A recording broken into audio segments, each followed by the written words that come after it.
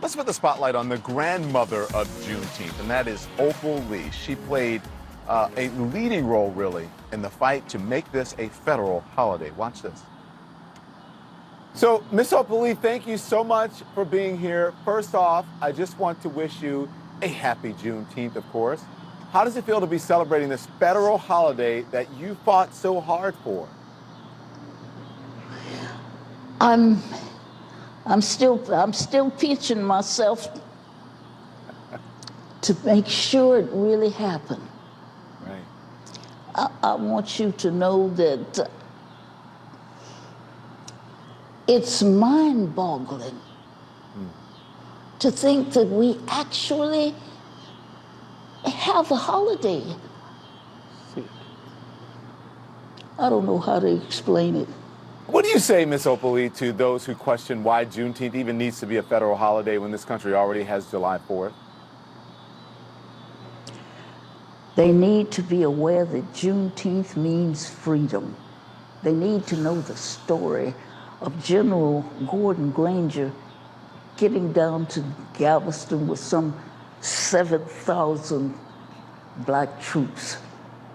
And then they spread out and told people that the slaves were free. You see, President Abraham Lincoln had declared with the Emancipation Proclamation that they were free January 1860. Like Shalom, Mike, first and foremost, I'd like to give all praise, honor, and glory to Yahweh, Bahasham, Yahushai, Bahasham, Racha, Kodash. I'd like to give double honors to the apostles and elders of Great Millstone. I'd like to say Shalom to the elect that teaches word in our true faith and sincerity. And today, I just want to get into a lesson how pretty much our people, they have made a covenant with death and hell, man. And that, just shows this Juneteenth thing just shows the ignorance of our people, man. As you can see, this old lady, which she's so-called the founder of this so-called holiday, and you see how she tried to make it emphatic. Tell me, I had to hold on to see. You know what I mean? Or we finally got a holiday. Get out of here with that shit, man. It just shows you that she have pretty much her mind have been seared with a hot iron, pretty much, and that her life, existence, and pretty much 2/3 of our people really is centered around America. So matter of fact, because when they get it is when this place is destroyed, man. And especially this Juneteenth. The nigga pulled the grill out. It didn't rain, so a nigga pulled the grill out though. You got the moonwalks to celebrate what? Becoming deeper in this ditch. Babylon, the Great Witch. It was a more physical as well as more mental back then. But now it's still physical. But the mental has taken a hold of our people, man. This mental captivity. So that's why, they're going to be destroyed with Esau as well. Those that are joining to him. So let's get this Isaiah chapter 6, verse 9.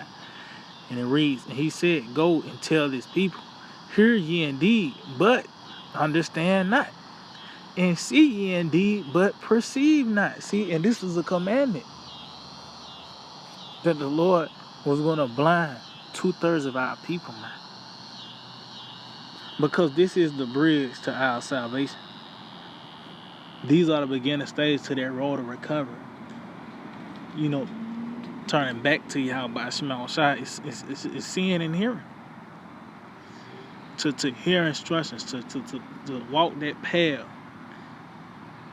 which is discernment, having His truth, man. Which that was a prayer king. That matter of fact, let's get there.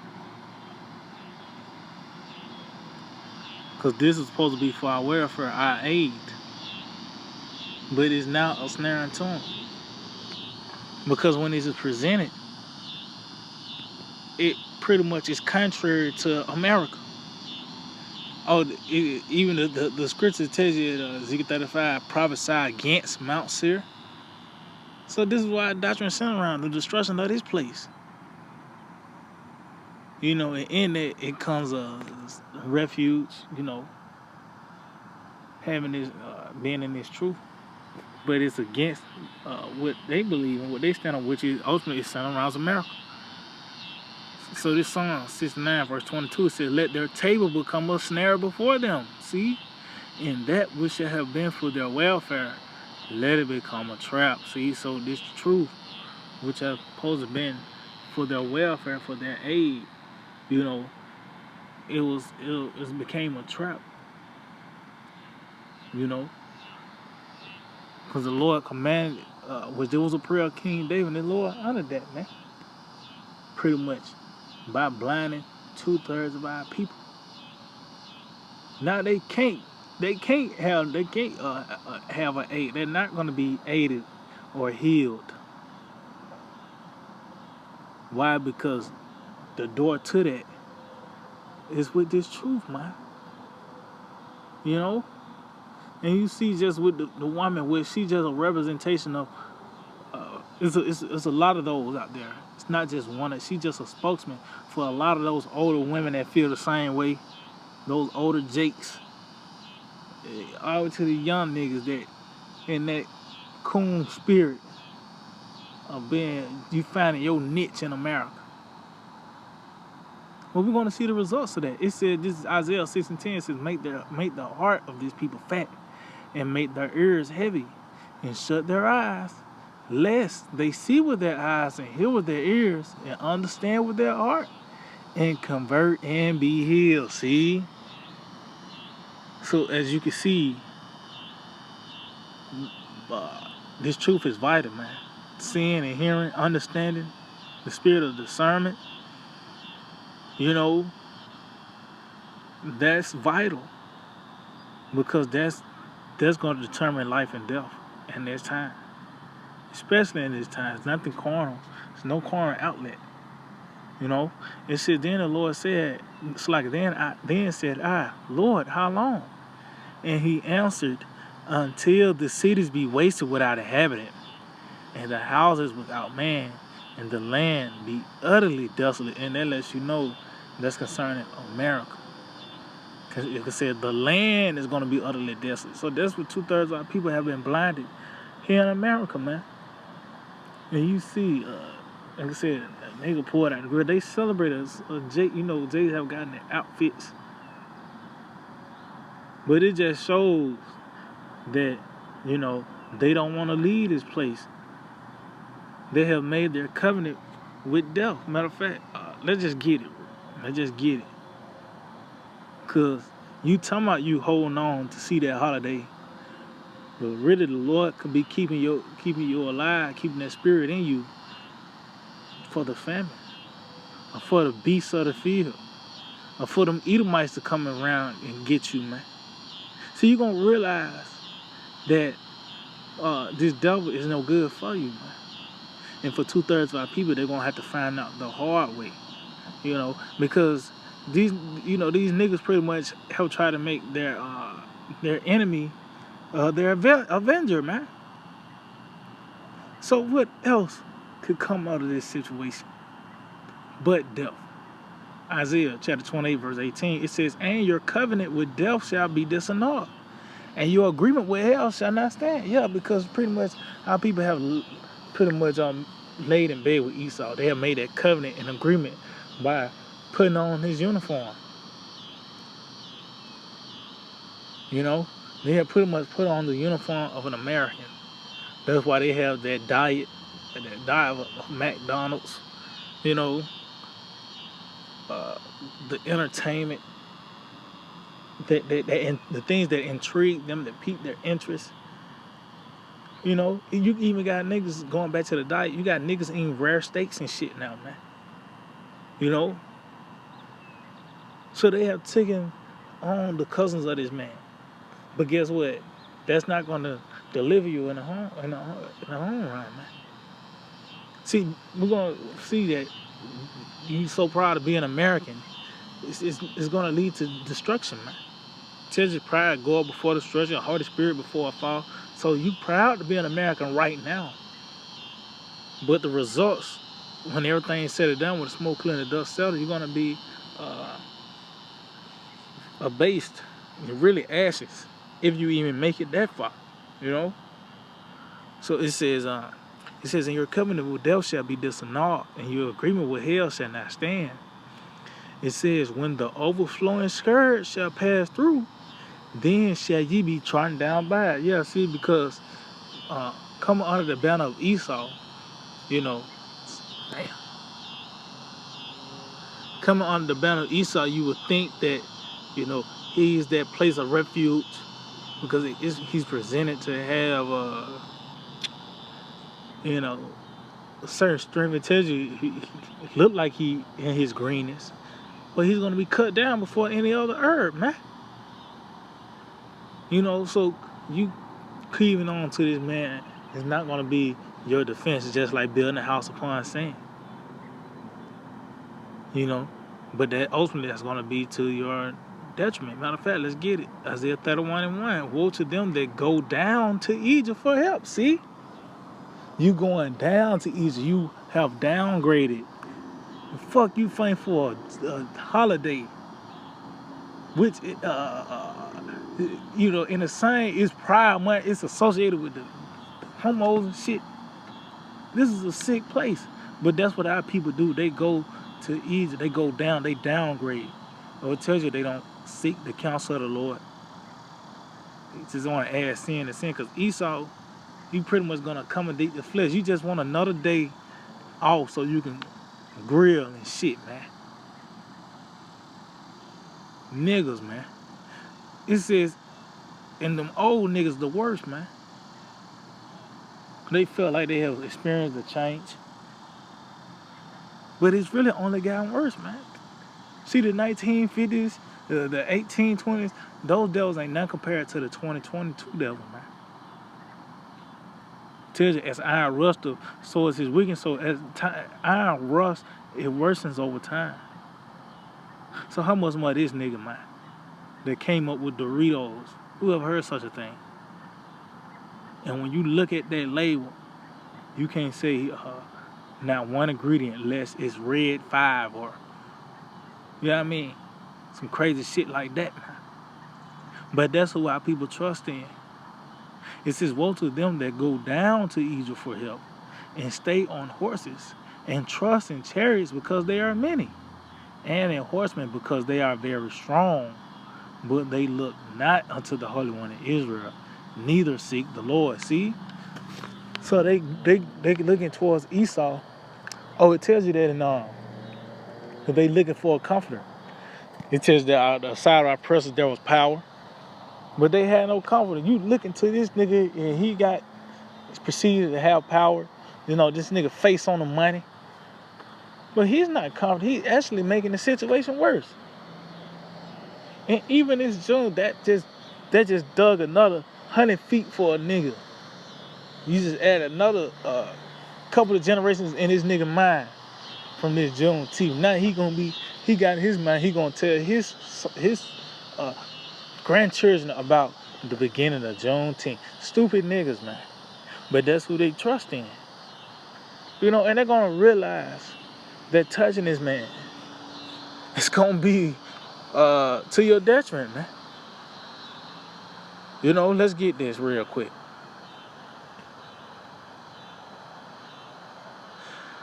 Was that matter of fact?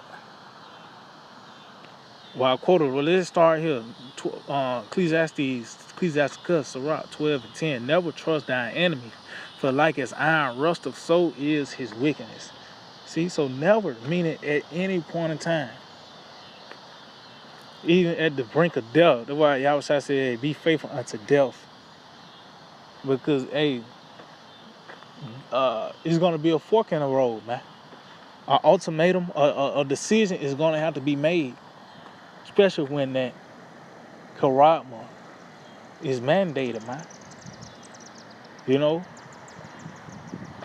So the decision's gonna be made, and this man's gonna present something that's gonna proceed to be an outlet, a way of relief, which is gonna be that corona. You know, this nigga already pushing it forth as convenience. And when this food and water and the power is being taken away, and that's the bridge to those things, scripture says never trust thine enemy, man. Because this nigga is a sinister man. That's why it says, for like his iron rust, so is his wickedness. Because back then, at least this nigga was blatant. He showed his hate. But it is worse now because he can smile in your face and put something in your drink and watch you drink it, man. And wait and watch you pass out and, you know, whatever, man.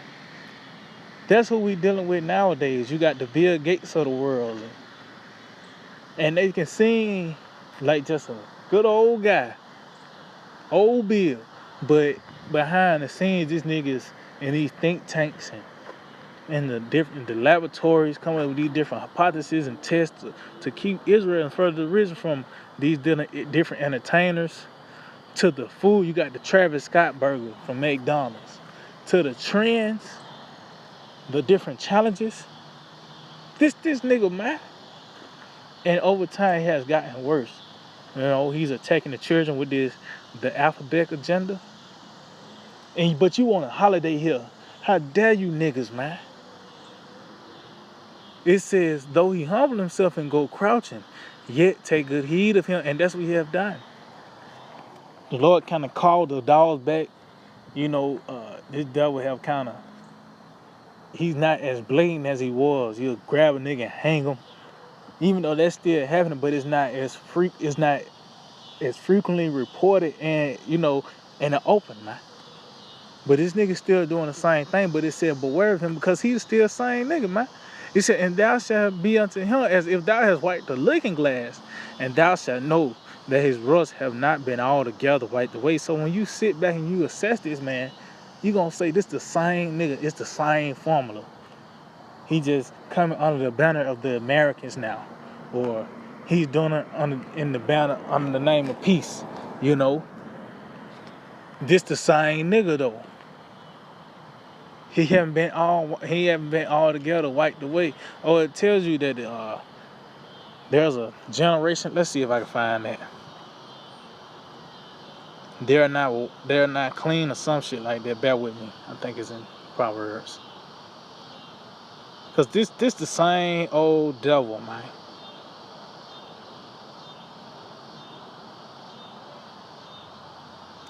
Yeah, this is on Proverbs 30 and verse 12. It says, there's a generation that are pure in their own eyes. See?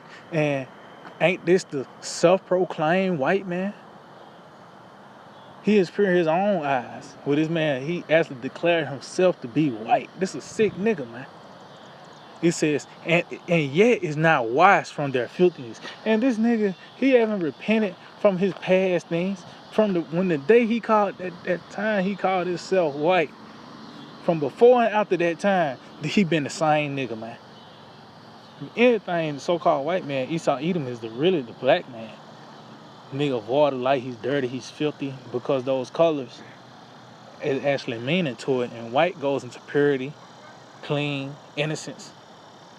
And that's what people think when they see the so-called white man, especially a nigga with blonde hair and blue eyes. That would get a Jake.